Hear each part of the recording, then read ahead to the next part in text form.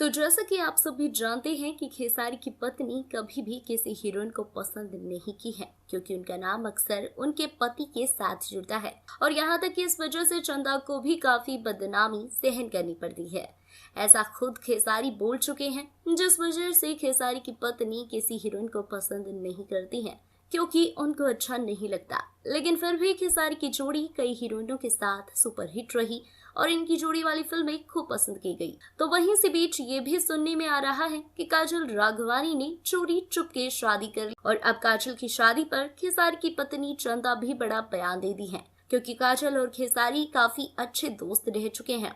तो अगर आप सब भी जानना चाहते हैं तो हमारे वीडियो के साथ अंत तक बने रहिएगा। और हम वीडियो में आगे बढ़े उससे पहले आप हमारे वीडियो को लाइक कर दीजिए, चैनल को सब्सक्राइब कर दें और हमारा वीडियो देखने के बाद शेयर करना ना भूलें।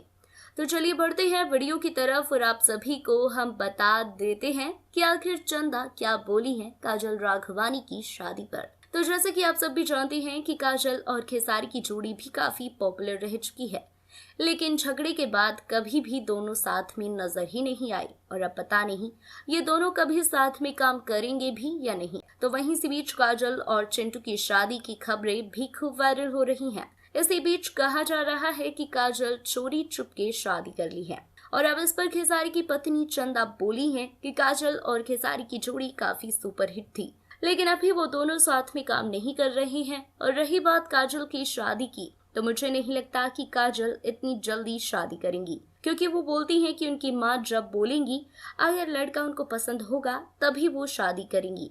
लेकिन अगर ऐसा होता है तो बहुत अच्छी बात है।